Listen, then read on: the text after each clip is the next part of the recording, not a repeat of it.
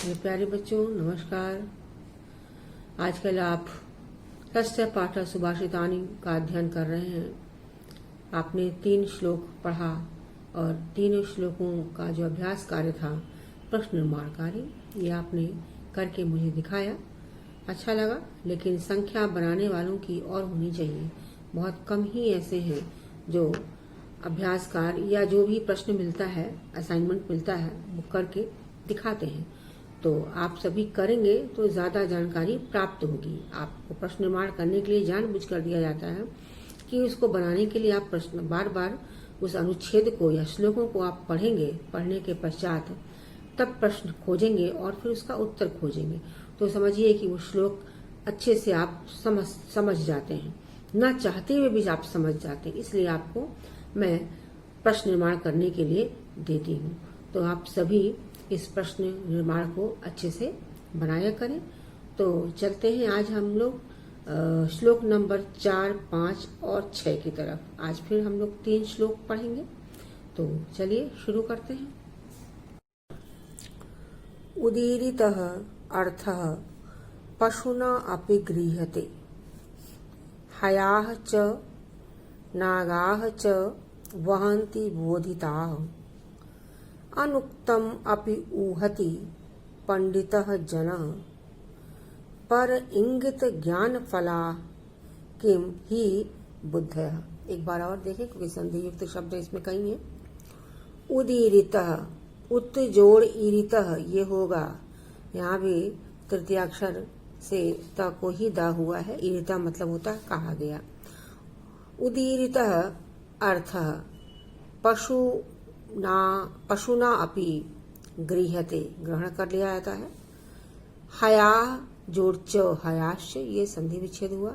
नागाः जोड़ च नागाश्च वहन्ति बोधिताः, अनुक्तम अपि ऊहति पंडितः जनः, पर इंगित ज्ञान फलाः ही बुद्धयः।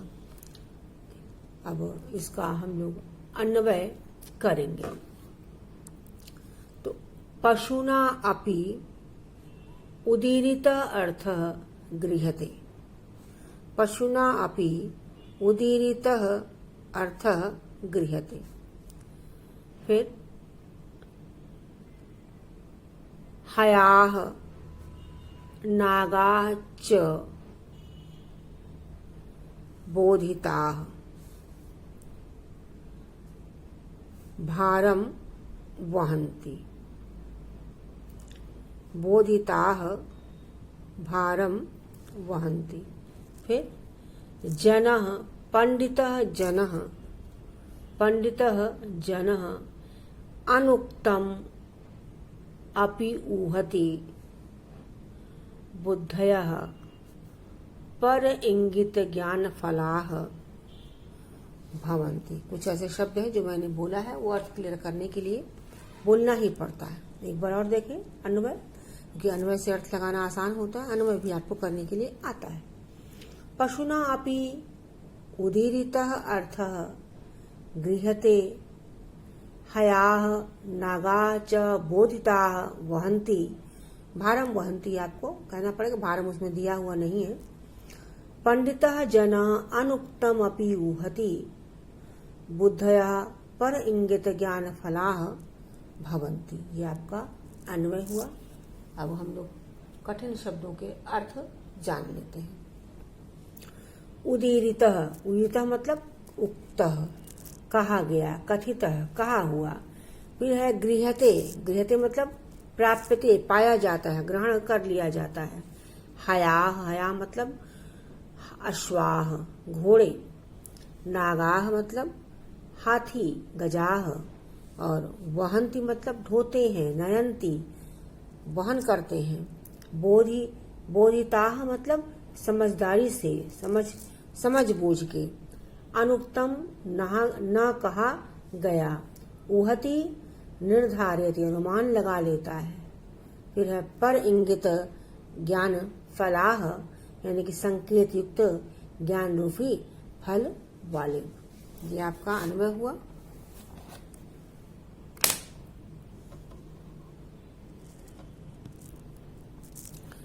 अन्वय नहीं, मैंने अभी आपको अर्थ बताया।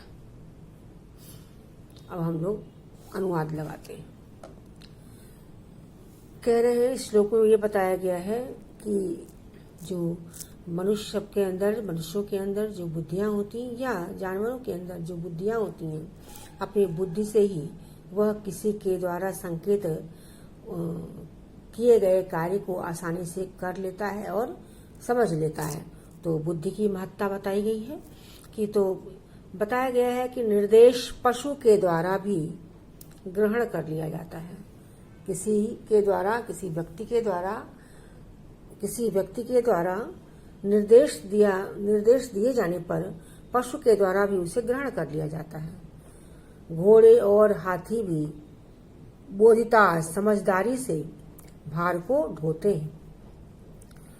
अनुक्तमपि पंडित जना अनुक्तमपि वहति, जो विद्वान व्यक्ति न कहे गए विषय का भी आसानी से अनुमान कर लेता है। उहति अनुमान कर लेता है। जो विद्वान व्यक्ति होता है, पंडित मतलब विद्वान व्यक्ति जो होता है, अगर किसी ने किसी विषय को कहा नहीं है फिर भी उसे अनुमान से समझ लेता है। फिर बुद्धया पर इंगित ज्ञान फलाह ही, जो बुद्धियां होती हैं वो दूसरों के द्वारा दिए गए संकेत से ही उत्पन्न ज्ञान रूपी फल को पा ही लेती हैं। अर्थात जो बुद्धि होती है वो दूसरों के संकेतों को भी अच्छे संकेतों के द्वारा भी अच्छे से अच्छे विषय, कठिन से कठिन विषय, गूढ़ से गूढ़ विषय को ज्ञान अपने बुद्धि से, अपने ज्ञान से वो व्यक्ति समझ लेता है, यानी कि बुद्धियां समझ लेती हैं। तो बताया गया निर्देश पशु के द्वारा भी ग्रहण कर लिया जाता है। घोड़े और हाथी समझदारी से अपने कार्य को करते हैं, भार को ढोते हैं। विद्वान व्यक्ति अगर किसी के द्वारा कोई विषय अनुक्त है, कहा नहीं गया है, फिर भी वो अपने अनुमान से उसको समझ लेता है। बुद्धियां दूसरों के द्वारा किए गए संकेत से उत्पन्न ज्ञान रूपी फल को पा लेती हैं, अर्थात दूसरों के संकेतों से ही कठिन से कठिन विषय को समझ लेती हैं।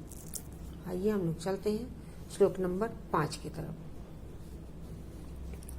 क्रोध ही शत्रु प्रथम नराणाम देह स्थितः देह विनाशाय, यथा स्थितः काष्ठ गतः ही वह्नि स एव वह्नि दर्यते शरीरम। क्रोध ही शत्रु प्रथम नराणाम देह स्थितः देह विनाशाय, यथा स्थितः काष्ठ गतः ही वह्नि स एव वह्नि दर्यते शरीरम। अन्वय हम लोग इसका देखते हैं। नराणाम देह विनाशाय, नराणाम देह विनाशाय प्रथमः शत्रु देह स्थितः क्रोधः। नराणाम देह विनाशाय प्रथमः शत्रु देह स्थितः क्रोधः भवति। यथा काष्ठगतः स्थितः वह्निः काष्ठम एव दह्यते, काष्ठम एव दह्यते, तथैव शरीरस्थः क्रोधः शरीरम दह्यते। ये इसका अन्वय। तो आपको कठिन शब्दों के अर्थ जान लें। शत्रु अरि हो गया, आप समझ रहे हैं। देह स्थितः देहे स्थितः, शरीर में स्थित। देह विनाशाय देहस्य विनाशाय, देह के शरीर के विनाश के लिए। यथा स्थितः, जिस प्रकार स्थित है वैसे ही। काष्ठगत, लकड़ी में स्थित। वह्नि मतलब अग्नि। स मतलब वह, एव मतलब ही। दह्यते ज्वालयति, जला देती है। शरीरम शरीर को। तो इस श्लोक में क्रोध के विषय में बताया गया है कि क्रोध कितनी खतरनाक चीज है, हमको क्रोध से बचना चाहिए।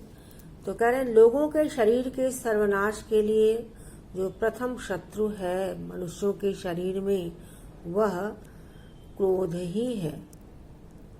जिस प्रकार लकड़ी में स्थित आग, जिस प्रकार लकड़ी में ही लगी हुई जो आग होती है वह यथास्थितः काशगतः अग्नि ही, तो यानी कि जिस प्रकार लकड़ी में स्थित जो अग्नि है वह आग को ही, लकड़ी को ही काष्ठगतः काष्ठम एवं लकड़ी को ही दर्यते जलाती है, उसी प्रकार उसी प्रकार ही शरीरे स्थित क्रोध, शरीर में जो स्थित क्रोध है वह शरीरम दर्यते, शरीर को ही जला देती है। तो लोगों के जो शरीर में जो सर्वनाश के लिए जो प्रथम शत्रु है वह क्रोध है। क्रोध के अलावा कोई भी दूसरा शत्रु नहीं है मनुष्यों के पास, इसलिए क्रोध नहीं करना चाहिए। तो उन्होंने उदाहरण के द्वारा ये समझाने का प्रयास किया कि जिस प्रकार लकड़ी, जो आग है वो लकड़ी में ही स्थित होती है और वो लकड़ी को ही भस्म कर देती है जलाकर, उसी प्रकार मनुष्यों के शरीर में जो क्रोध स्थित है वह उस मनुष्य को जला करके क्रोध जो है वो नष्ट कर देता है। इसलिए क्रोध से बचना चाहिए, क्रोध नहीं करना चाहिए। तो अगला श्लोक की तरफ पढ़ते हैं, श्लोक नंबर 6। मृगैः संगम अनुव्रजन्ति, गावः च गोभिः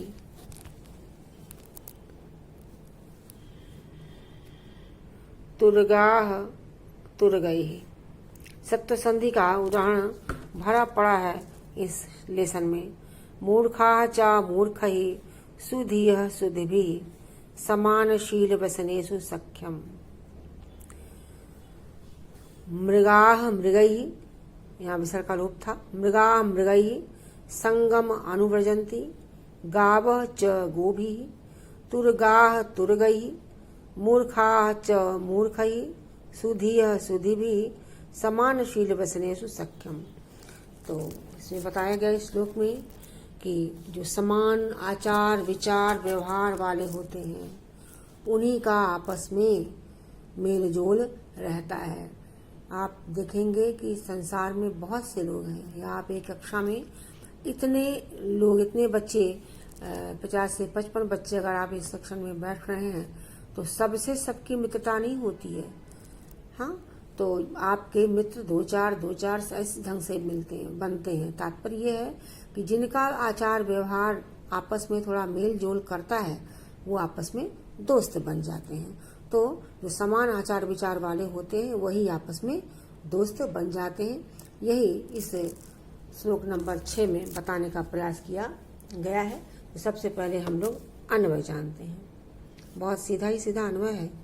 मृगाः मृगैः सह, गावः गोभिः सह, तुरगाः तुरगैः सह, मूर्खाः मूर्खैः सह, सुधियः सुधिभिः सह, अनुव्रजन्ति। अनुव्रजन्ति मतलब रहते हैं, विचरण करते हैं।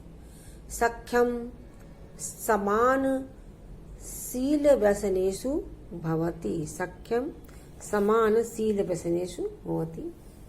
तो अर्थ लगाते हैं। मृगाः मृगैः सह, मृग मतलब हिरण, हिरण जो होते हैं वो हिरणों के साथ रहते हैं। फिर है गावः गोभिः, जो गायें होती हैं वो गाय के साथ आपस में सब गायें एक साथ रहती हैं। फिर तुरगाः तुरगैः, तुरग मतलब होता है घोड़े, घोड़े घोड़ों के साथ रहते हैं। मूर्खाः च मूर्खैः, और जो मूर्ख व्यक्ति होते हैं वो मूर्खों के साथ ही उनकी पटती है। और सुधी मतलब होता है विद्वान, सुधी का बहुवचन सुधया हो गया। और तृतीय व्यक्ति में सुधी भी सह, जो विद्वान होते हैं वो विद्वानों के साथ ही रहा करते हैं। इसका तात्पर्य क्यों ऐसा होता है? क्योंकि समानशील वसनेषु सख्यम, जो समान आचार विचार व्यवहार आचरण वाले होते हैं वो सभी एक साथ ही रह सकते हैं। यानी कि मित्रता समान आचरण व समान व्यवहार वालों में ही होती है। जो दोस्ती होती है, जो मित्रता होती है आपस में, जिनका व्यवहार समान होता है, जिनका आचरण आचार व्यवहार मिलता है, वह सब ही आपस में मित्र होते हैं। मित्रता समान आचरण व्यवहार वालों की ही होती है।